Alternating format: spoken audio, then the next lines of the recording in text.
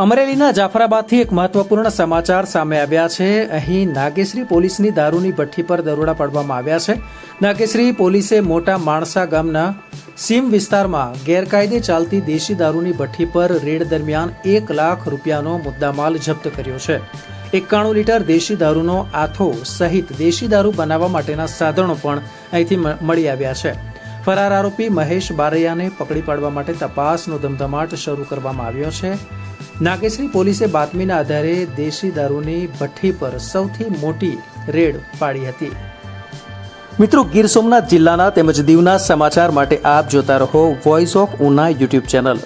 આ વિડીયોથી આપની જાણકારીમાં વધારો થયો હોય તો વિડીયોને લાઇક આપશો, મિત્રોને લિંક શેર કરશો।